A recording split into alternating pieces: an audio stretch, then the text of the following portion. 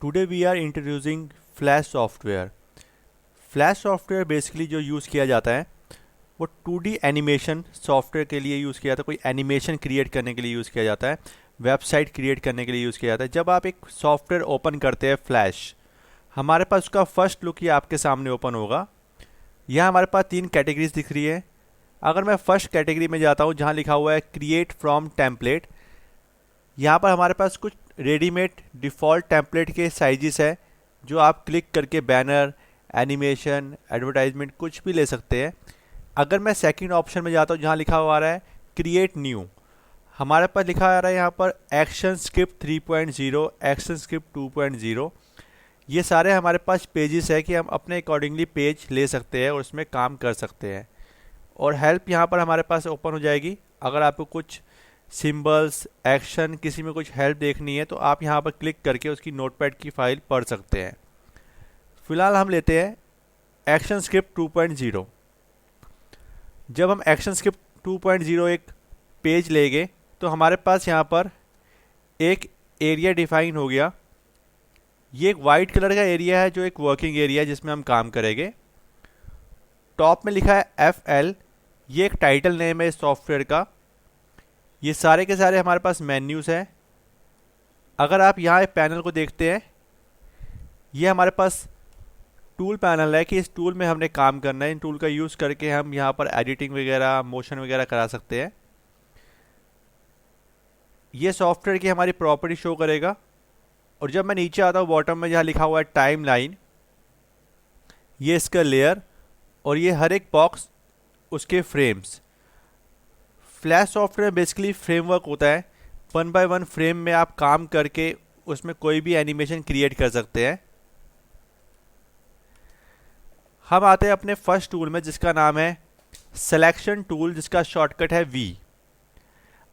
आप V press कर भी इस टूल को सिलेक्ट कर सकते हैं। जैसे कि नाम से पता है कि सिलेक्शन टूल बेसिकली ऑब्जेक्ट का सिलेक्शन करता है और उसकी लोकेशन को चेंज करता है। अगर मैं यहाँ पर कोई भी एक ऑब्जेक्ट क्रिएट करता हूँ, आउटलाइन, फिल, अगर आप आउटलाइन कलर चूज़ करते हैं, मैंने चूज़ किया ब्लैक, फिल लिया मैंने रेड कलर, और मैं यहाँ पर एक ऑब्जेक्ट क्रिएट कर देता हूँ। फर्स्ट टूल जब आपने लिया सिलेक्शन टूल शॉर्टकट V, अगर मैं क्लिक करता हूँ फिल एरिया पर तो आप यहाँ देख सकते हैं जो फिल एरिया है वो डॉट डॉट आ गया, यानी कि स्पॉट आ गए इस पर। अभी सिर्फ फिल एरिया सेलेक्ट है। अगर मैं इसको मूव कराता हूँ तो सिर्फ फिल एरिया ही मूव हुआ, आउटलाइन अपनी जगह पर स्टिल है। इसलिए अगर आप आउटलाइन पे क्लिक करेंगे तो सिर्फ आउटलाइन वाला एरिया ही सिलेक्ट होगा। अगर आपको दोनों शेप सेलेक्ट करनी है, आउटलाइन और फिल दोनों, तो आप शेप पर डबल क्लिक करेंगे जिससे कि आउटलाइन और फिल दोनों सिलेक्ट हो जाएगा और आप अपने अकॉर्डिंगली इसको मूव करा सकते हैं।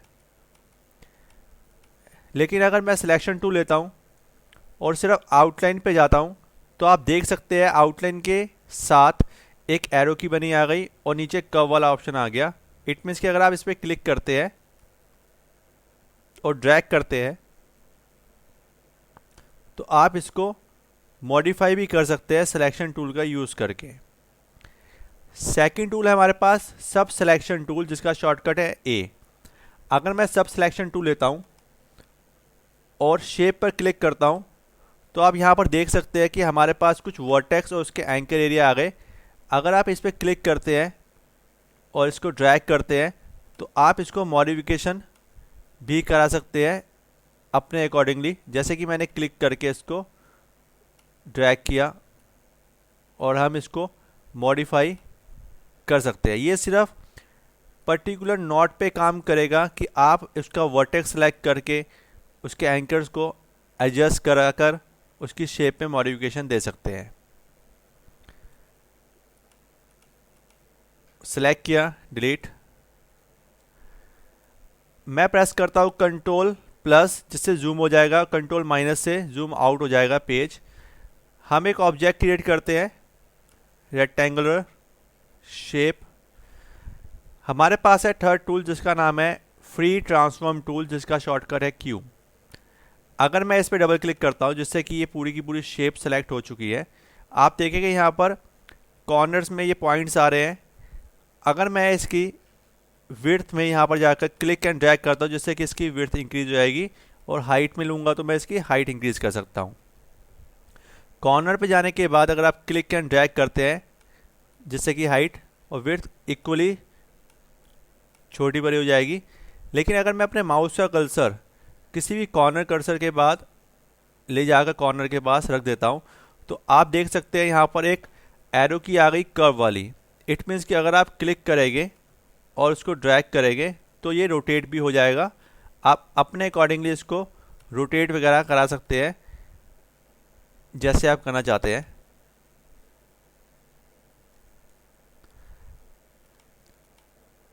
हमने आउटलाइन को सिलेक्ट किया, डिलीट किया, फिल एरिया को सिलेक्ट करते हैं। टूल्स में ही अगर आप बॉटम में आते हैं यहाँ पर है फिल एरिया, इस रेड वाले ऑप्शन पे आपने क्लिक किया फिल कलर पर, हमारे पास कुछ प्री डिफाइंड ग्रेडियंट ऑप्शन आते हैं जैसे कि आप देख सकते हैं। हमने यहाँ पर एक ग्रेडियंट ऑप्शन लिया और आप देखेंगे यहाँ पर वो ग्रेडियंट अप्लाई हो गया। जब मैं इसको सिलेक्ट करता हूँ और जाता हूँ थर्ड टूल जिसका नाम है फ्री ट्रांसफॉर्म, तो हम सिर्फ इंक्रीज एंड डिक्रीज कर सकते हैं इसकी height and width, but gradient पे कुछ इफेक्ट नहीं आया, ये सिर्फ इसकी हाइट और विड्थ इंक्रीज कर रहा है। बट अगर इसी पैनल का सेकंड टूल जिसका नाम है ग्रेडियंट ट्रांसफॉर्म टूल, शॉर्टकट है F, अगर मैं लेता हूँ, टूल सेलेक्ट करने के बाद ही ये ऑप्शन विजिबल हो जाता है। अगर आप इस एरो की को क्लिक करके ड्रैग करते हैं अंदर के साइड तो आप देखेंगे उसकी विड्थ कम हो गई, और अगर मैं कॉर्नर पर क्लिक करके अंदर लेके आता हूँ तो ये इक्वली उस ग्रेडियंट को छोटा कर सकता है और इसको बड़ा कर सकता है। यहाँ से आप इसको रोटेट करा सकते हैं कि अगर मैंने इसको छोटा किया और क्लिक करके ड्रैग कर रहा हूँ तो ये रोटेट हो रहा है। इस तरह का जैसे आपने फ्री ट्रांसफॉर्म टूल का यूज़ करके साइज छोटा बड़ा किया था, उसको ट्रांसफॉर्म किया था, रोटेट किया था, सेम चीज़ आप ग्रेडियंट ट्रांसफॉर्म टूल से कर सकते हैं, बट वो ग्रेडियंट पे ही अप्लाई होगा। इस टूल का यूज़ करके आप उसकी शेप पे कोई भी मॉडिफिकेशन नहीं कर सकते। सिलेक्ट करके हम डिलीट करते हैं। नेक्स्ट टूल है हमारे पास जिसका नाम है 3D रोटेशन टूल और 3D ट्रांसफॉर्म टूल। हम फाइल में जाते हैं, एक न्यू डॉक्यूमेंट लिया हमने, एक्शन स्क्रिप्ट 3.0 ओके किया, और यहाँ पर हम एक फाइल में जाने के बाद इंपोर्ट कराते हैं एक इमेज, क्योंकि यहाँ पर इमेज ओपन नहीं होगी, यहाँ ओपन होगा फ्लैश का डॉक्यूमेंट जिसमें हमने वर्क करना है, जिसको हमने एडिट करना है। बट अगर मुझे यहाँ पर कोई इमेज डालनी है तो इमेज को हम फाइल में जाके फाइल मेन्यू में इंपोर्ट करवाएंगे, इंपोर्ट टू स्टेज, जिसका शॉर्टकट है Ctrl+R। जब मैंने इसको इंपोर्ट में क्लिक किया Ctrl+R तो हमारे पास प्रॉपर्टीज आ जाएगी कि आपने कहाँ पर इसको इंपोर्ट करवाना है।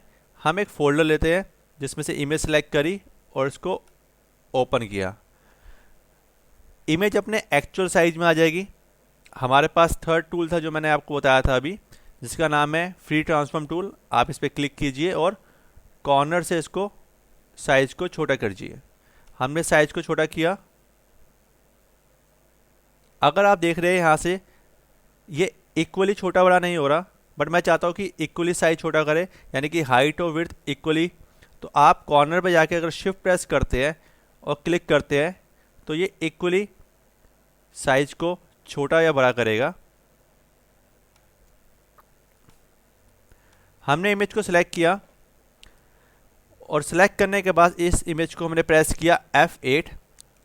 F8 शॉर्टकट एक है जिसका नाम है कन्वर्ट टू सिंबल, कि आप उस इमेज को एक सिंबल में कन्वर्ट कर रहे हैं। फिलहाल मैं इसको कैंसिल करता हूँ। मैं आपको इस डॉक्यूमेंट्स की लाइब्रेरी में जाता हूँ और आपको दिखाता हूँ लाइब्रेरी में अभी मैंने इस स्टेज पर एक इमेज प्लेस करी है जो यहाँ पर विजिबल हो रही है। हमने इसको सिलेक्ट किया, इसको किया F8 और कन्वर्ट कर दिया हमने सिंबल मूवी क्लिप में। तो वो बता रहा है कि जो आपने इमेज को प्लेस किया था उसको F8 करके मूवी क्लिप बनाया तो वो एक सिंबल बन चुका है जो यहाँ पर है। हम जाते हैं टूल में जिसका नाम है 3D रोटेशन टूल। जैसे ही आप W प्रेस करते हैं 3D रोटेशन टूल लेते हैं तो यहाँ पर हमारे पास X Y Z एक्सेस आ जाएंगे। अगर मैं ये ग्रीन कलर की लाइन जो एक्स एक्सेस है, वाई एक्सेस है, अगर मैं इस पर क्लिक करके इसको फ्लिप करता हूँ तो आप देखेंगे ये फ्लिप हो रहा है।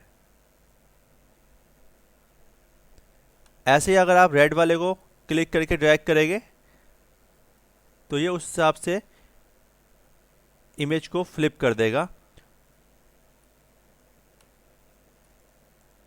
और आप इसको ईजिली फ्लिप करा सकते हैं और इसको एडजस्ट करा सकते हैं। जो नॉर्मली अगर आप ग्राफिक में अगर आप 2.0 डॉक्यूमेंट में वर्क करते हैं और ये सब करने की कोशिश करते हैं तो दूसरे टूल से ये नहीं होता। ये 3D टूल जो CS5 में लेटेस्ट दिया हुआ है, आप इसका यूज़ करके इसको एडिट कर सकते हैं और इसकी लोकेशन को चेंज करा सकते हैं।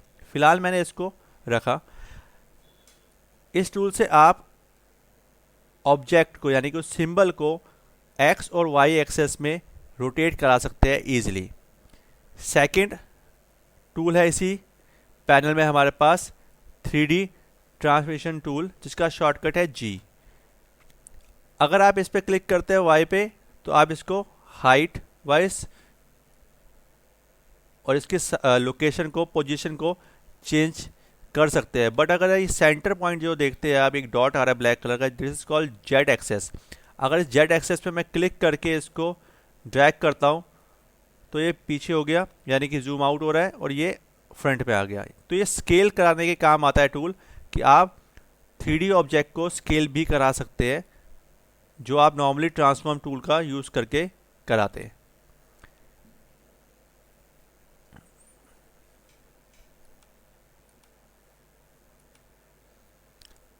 हम लेते हैं एक डॉक्यूमेंट, यहाँ पर मैंने एक शेप बना दी। फिल कलर को मैंने नॉर्मल कलर लिया, सॉलिड कलर, और एक शेप को क्रिएट कर दिया। अगर मैं अभी क्लिक करता हूँ तो ये पूरे की पूरी शेप सेलेक्ट हो रही है। बट अगर मैं फिफ्थ टूल, जिसका नाम है लैसो टूल और शॉर्टकट है L, अगर मैं क्लिक करके ड्रैग कर रहा हूँ और इतना एरिया सेलेक्ट कर रहा हूँ, जिससे सिर्फ इतना एरिया ही सिलेक्ट हुआ, आप इसमें कलर भी चेंज कर सकते हैं और इसको मूव करा के इसको ब्रेक भी करा सकते हैं। फ्लैश सॉफ्टवेयर में लैसो टूल का यूज़ एक ऑब्जेक्ट यानी कि एक ग्राफिक को सिलेक्ट करने के काम आता है, एक ऑब्जेक्ट को, और उसकी एडिट करने के काम आता है। यहाँ पर आप उसको सिलेक्शन बनाएंगे। सिलेक्शन बनाने के बाद अगर आप क्लिक करते हैं कोई कलर, तो आप उतने पार्ट का कलर चेंज भी कर सकते हैं और उसको कट भी कर सकते हैं ईजिली।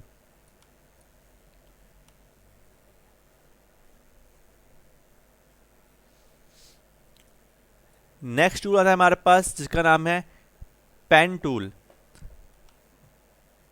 अगर मैं क्लिक करता हूँ, क्लिक एंड ड्रैग, तो आप देखेंगे यहाँ पर एक शेप क्रिएट हो रही है। हम अपने अकॉर्डिंगली कोई भी शेप क्रिएट कर सकते हैं पेन टूल का यूज़ करके, यानी कि एक पाथ क्रिएट कर सकते हैं। जब मैं इसको बंद करता हूँ, हमारे पास एक शेप अवेलेबल हो गई जो पेन टूल से बनाई हुई है। ऐड एंकर, अगर आप यहाँ पर क्लिक करते हैं तो आप देखेंगे यहाँ पर एंकर ऐड हो रहे हैं। जैसे कि अगर मैंने यहाँ पर क्लिक किया तो ये ऐड हो गया एंकर। इसी में आता है एक डिलीट एंकर, कि अगर आप क्लिक करते हैं किसी एंकर पे तो वो उसको डिलीट भी कर देगा। फोर्थ टूल है कन्वर्ट एंकर पॉइंट टूल, जिसका शॉर्टकट है C, कि अगर आप किसी एंकर में क्लिक करते हैं और इसको ड्रैग कर रहे हैं तो आप उसको मॉडिफिकेशन भी दे सकते हैं। पेन टूल लेने के बाद अगर मैं यही चीज़ पेन टूल लेने पर पाथ में क्लिक करता हूँ तो भी वो ऐड कर सकता है, और आप कंट्रोल के साथ इसको एडिट भी कर सकते हैं।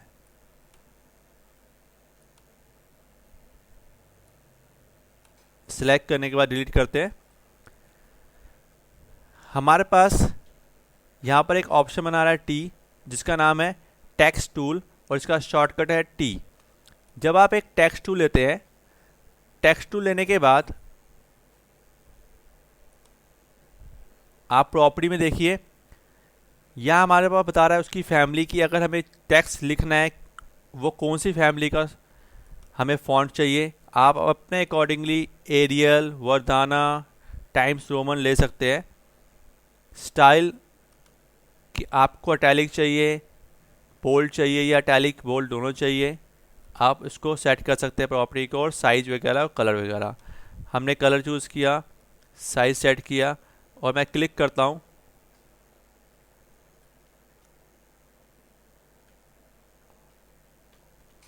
तो यहाँ आप देखेंगे टेक्स्ट लिखा हुआ आ गया। आप यहाँ से इसका साइज़ इंक्रीज डिक्रीज भी कर सकते हैं जैसे आपको चाहिए। कलर भी आप अपने अकॉर्डिंगली यहाँ पर ले सकते हैं।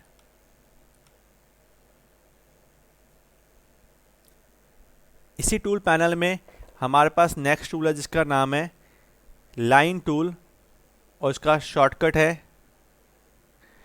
N. Line tool basically click and drag, एक लाइन क्रिएट करने के काम आता है। अगर मैं लाइन की प्रॉपर्टी में थोड़ी चेंजिंग करता हूँ कि एक मैंने लाइन टूल लिया, प्रॉपर्टी में आया जिसका कलर चाहिए मुझे लाइन का रेड, और इसका स्ट्रोक साइज चाहिए मुझे इंक्रीज थोड़ा, और अगर मैं अब क्लिक एंड ड्रैग करता हूँ तो लाइन तो बनाएगा लेकिन उसका स्ट्रोक, कलर और विड्थ इंक्रीज कर देगा। आप उसकी प्रॉपर्टी को एडिट कर सकते हैं अपने अकॉर्डिंगली।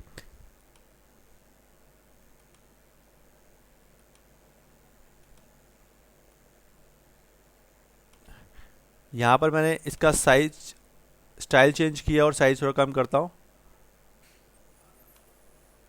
आप देखेंगे जो लाइन का मैंने स्टाइल चेंज किया था वो यहाँ पर अप्लाई हो चुका है।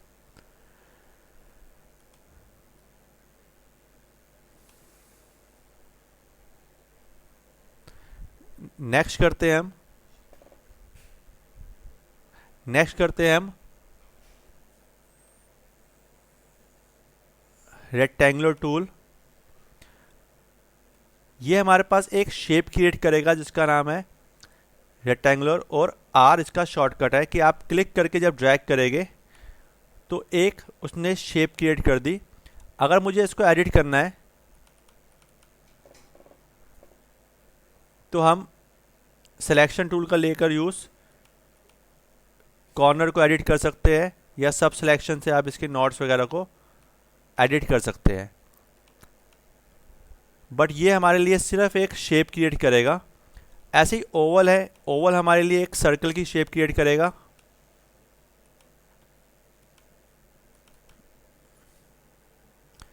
इसी पैनल में हमारे पास दो और टूल आते हैं जिसका नाम है रेक्टेंगुलर प्रिमिटिव टूल और ओवल।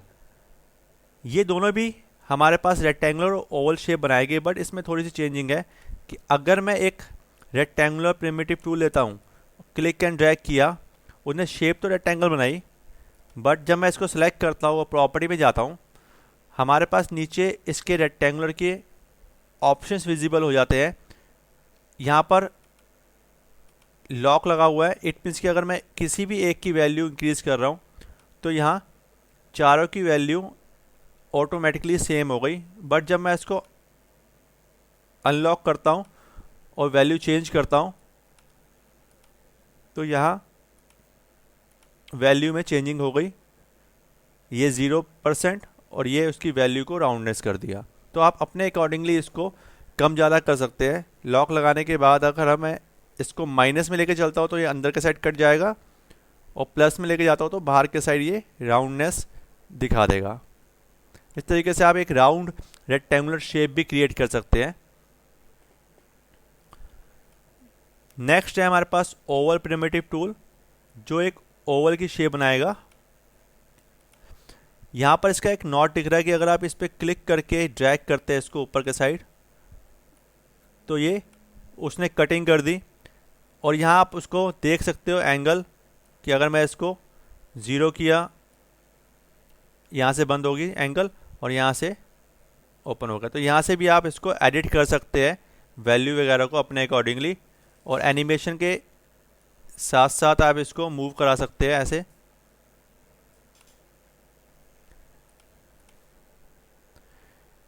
इसी में हमारे पास लास्ट टूल है जिसका नाम है poly star tool. Poly star tool लेने के बाद, जैसे कि नाम है पॉली स्टार, यानी कि पॉलीगन और स्टार दोनों शेप बनाएगा। डिफ़ॉल्ट इसने पॉलीगन लिया। जब मैं इसी में पॉली स्टार टूल लेने के बाद प्रॉपर्टी में जाता हूँ, जहाँ दिखता है हमारे पास टूल सेटिंग्स ऑप्शंस। अगर मैं लेता हूँ स्टार, ओके, तो ये क्रिएट करेगा स्टार की शेप। आप प्रॉपर्टी में इसके नोट्स वगैरह, नंबर ऑफ साइड्स भी मेंशन कर सकते हैं। मैंने अगर 8 कर दिया, ओके किया, तो उसने 8 कॉर्नर साइड वाला एक स्टार क्रिएट कर दिया।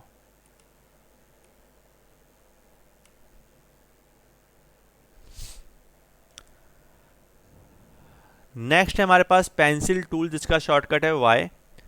पेंसिल टूल जस्ट एक ऑब्जेक्ट क्रिएट करेगा, अपने अकॉर्डिंगली आप कोई भी शेप वगैरह या कुछ सिर्फ ड्रॉ कर सकते हैं।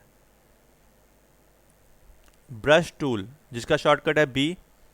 ब्रश का साइज आप अपने अकॉर्डिंगली लीजिए, जो आपको साइज चाहिए,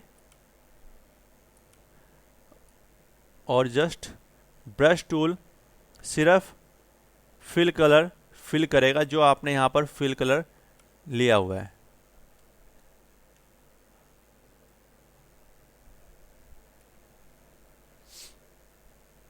स्प्रे ब्रश टूल, जिसका शॉर्टकट है बी। आप क्लिक करके भी स्प्रे वगैरह करके कलर फिल करा सकते हैं।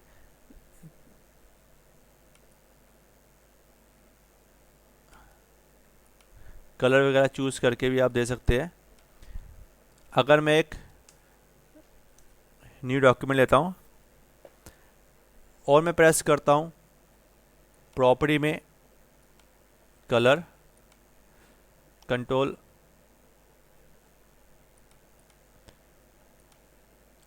F3 एक शॉर्टकट है हमारे पास प्रॉपर्टी खोलने का, और मैं लेता हूँ स्टेज का कलर ब्लैक, जिससे कि इस एरिया का यानी कि स्टेज का कलर ब्लैक हो जाएगा। अगर आप एडिट पे क्लिक करते हैं तो इसका साइज़ भी आप डिफाइन कर सकते हैं कि आपको कितना पिक्सल का डॉक्यूमेंट चाहिए। मैं लेता हूँ स्प्रे,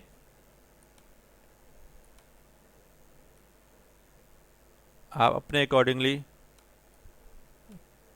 बना सकते हैं, और स्टार वगैरह की लुक एज अ यूज़ कर सकते हैं।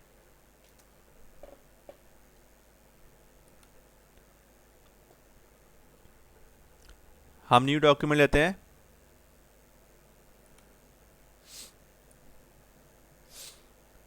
नेक्स्ट टूल है जिसका नाम है डेको टूल। कि अगर मैं टूल लेने के बाद प्रॉपर्टी में जाता हूँ और यहाँ पर इसकी प्रॉपर्टी में ड्राइंग इफेक्ट्स में ये सारे के सारे हमारे पास ऑप्शंस आ रहे हैं। अगर मैं ट्री में क्लिक करता हूँ, क्लिक एंड ड्रैग, तो यहाँ देखेंगे आप एक ट्री क्रिएट हो गया। इसी में आप फ्लावर में आप कलर चूज़ कर सकते हैं और कलर भी चेंज करा सकते हैं। हम जाते हैं ऐसे ही फ्लेम में, ये फ्लेम वगैरह क्रिएट हो रहा है। बिल्डिंग, ऐसे हमारे पास कई ऑप्शंस है, आप यूज़ करा सकते हैं। अगर मैं न्यू डॉक्यूमेंट लेता हूँ, सेम टूल लेने के बाद अगर मैं जाता हूँ ऑप्शंस में और यहाँ लेता हूँ मैं फायर एनिमेशन, और मैं जस्ट क्लिक कर देता हूँ, तो ये कुछ फ्रेम तक, जितना कि वहाँ पर मेंशन है, ड्यूरेशन मैंने मेंशन करी हुई है या 50 फ्रेम पर, तो 50 फ्रेम तक ये एक एनिमेशन दिखा देगा। हर एक फ्रेम पर एक अलग ही लुक होगा, जिससे कि अगर आप देखते हो तो एक फायर एनिमेशन यहाँ पर विजिबल हो जाएगा आपको। आप इसका यूज़ करा सकते हैं कहीं पर एनिमेशन वगैरह पर। न्यू डॉक्यूमेंट लेते हैं, यहाँ हमारे पास ऑप्शन आ रहा है बोन टूल। फिलहाल हम एक ऑब्जेक्ट ड्रॉ करेंगे पेन टूल का यूज़ करके।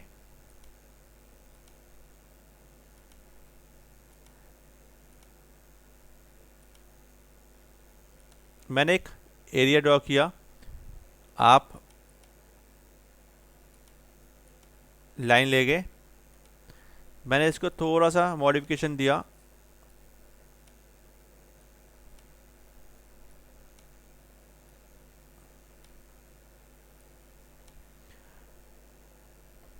और मैं यहाँ पर एक पेंट बकेट टूल जो यूज़ किया जाता है कलर फिल करने के लिए, हमने यहाँ पर एक फिल कलर लिया और पेंट बकेट टूल से इस पर क्लिक कर देते हैं जहाँ पर कलर फिल हो गया उसके फिल एरिया में, यानी कि अंदर। ऐसे ही अगर मैं इंक पाउडर टूल लेता हूँ और यहाँ पर कलर चूज़ करता हूँ कोई ब्लू वगैरह, स्ट्रोक का साइज थोड़ा इंक्रीज़ करता हूँ और क्लिक करता हूँ तो वो उसके आउटलाइन में फिल हो जाएगा।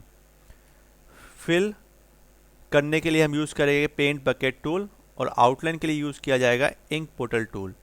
पेंट बकेट टूल का शॉर्टकट है के और इंक का एस। फिलहाल हम आउटलाइन सेलेक्ट करते हैं सिलेक्शन टूल यानी कि मूव टूल से, और उसको डिलीट कर देते हैं। अभी हमारे पास सिर्फ एक फिल एरिया विजिबल है। हम जाते हैं बोन टूल पे, क्लिक करके ड्रैग करेंगे और एक बोन क्रिएट करेंगे।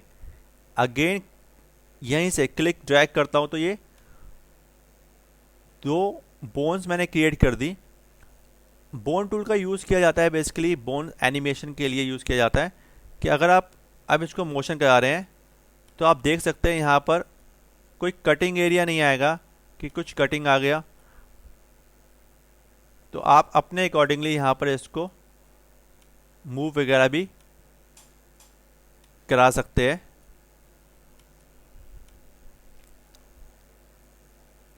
ये शेप को बोन से अटैच कर देता है। जैसे जैसे आप बोन को मॉडिफिकेशन दोगे तो शेप अपने आप मॉडिफिकेशन हो जाएगा। और अगर आप कंट्रोल एंटर मार के एक चेक करते हैं उसकी प्रीव्यू यानी कि SWF फाइल यानी कि सॉफ्टवेयर फाइल, तो वहाँ पर बोन्स विजिबल नहीं होती। इसी तरीके से अगर आप इसको एनिमेशन भी करते हैं, फॉर एग्जांपल अगर मैं यहाँ पर जाता हूँ F6 करता हूँ और इसको मैंने मूव करा दिया,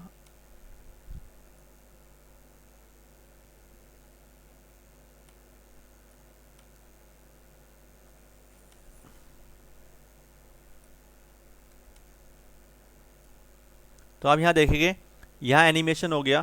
जब मैं कंट्रोल एंटर मारूंगा तो वहाँ पर बोन विजिबल नहीं होगी क्योंकि बोन ने शेप को अटैच कर लिया था।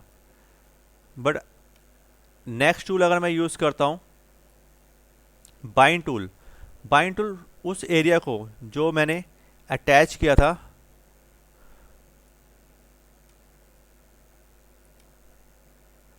अगर मैं उसको क्लिक करके ड्रैग कर देता हूँ तो वो उसको अनसेलेक्ट कर लेती है। जैसे कि अगर आप देखेंगे इतना एरिया वहीं स्टिल रह गया, मूवमेंट हो रही है लेकिन मूवमेंट इस एरिया की ना होकर सिर्फ इस एरिया की मूवमेंट हो रही है, यानी कि उसने इतना एरिया शेप से अनसेलेक्ट कर लिया। बोन टूल का यूज़ हम एक्शन स्क्रिप्ट 3.0 डॉक्यूमेंट में करते हैं। ये वहीं पर विजिबल होता है और प्ले होता है।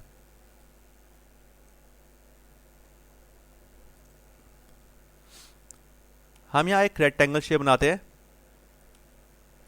हमने चूज़ किया है कलर। अगर मैं ऑल्ट कंट्रोल ड्रैग करता हूँ तो कॉपी जनरेट हो जाएगी। कॉपी का कलर मैंने चेंज किया,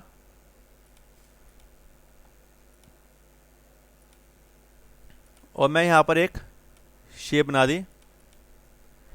मैं यहाँ आता हूँ आई ड्रॉपर टूल। अगर मैं क्लिक करता हूँ तो एरिया यहाँ पर कलर उसने पिक कर लिया आई ड्रॉपर ने। जैसे कि देखिए मैंने आई ड्रॉपर में क्लिक किया, उसने वो कलर यहाँ पर पिक कर लिया। आई ड्रॉपर लेने के बाद जैसे हम क्लिक करेंगे वो कलर पिक कर लेगा, और जिस पर अगर हम क्लिक करते हैं तो वो एरिया यानी कि वो कलर जो हमने जो पिक किया हुआ है फिल एरिया उस पर विजिबल हो गया, उस पर पुट किया जाएगा। जैसे कि मैं अगर इस पर क्लिक करता हूँ तो जो कलर मैंने आई ड्रॉपर से पिक किया है वो यहाँ पर मैंने फिल कर दिया। नेक्स्ट आता है इरेजर टूल। इरेजर टूल का शॉर्टकट है ई, जो ऑब्जेक्ट को इरेज करने का काम आता है। आप इस तरीके से ऑब्जेक्ट को इमेज को इरेज कर सकते हैं। बस वो इमेज या वो शेप वो ऑब्जेक्ट ब्रेक होना चाहिए यानी कि पिक्सलेट होना चाहिए। नेक्स्ट टूल है हमारे पास हैंड टूल, शॉर्टकट एच, जो स्क्रीन को एक्स और वाई यानी कि मूव कराने का काम आता है। आप रूलर का भी यूज़ कर सकते हैं, बट आप हैंड टूल का यूज़ करेंगे तो पेज को स्टेज को आप मूव करा सकते हैं, अपने अकॉर्डिंगली एडजस्ट करा सकते हैं। जूम टूल जिसका शॉर्टकट है जेड, अगर आप क्लिक करके ड्रैग कर रहे हैं तो ये जूम हो रहा है। ऑल्ट करके अगर आप करते हैं क्लिक तो वो जूम आउट होगा। अगर मैं नॉर्मली कोई भी टूल यूज़ कर रहा हूँ, अगर मेरे को हैंड टूल यूज़ करना है तो ज़रूरी नहीं है कि मैं प्रेस कर कर ही हैंड टूल में जाऊँगा। अगर मैं स्पेस बार यूज़ करता हूँ तो वो हैंड टूल में कन्वर्ट हो जाता है। आप स्पेस बार को प्रेस करके अगर मूव कराते हैं तो वो स्क्रीन को मूव करेगा। और वैसे ही जूम टूल का है कि अगर जूम टूल के लिए अगर हम जेड प्रेस करें या अदरवाइज अगर मैं कंट्रोल प्रेस करता हूँ तो zoom in, control minus zoom out. इस तरह आप टूल का यूज़ करके फ्लैश पे कोई भी ऑब्जेक्ट क्रिएट कर सकते हो, ग्राफिक क्रिएट कर सकते हैं।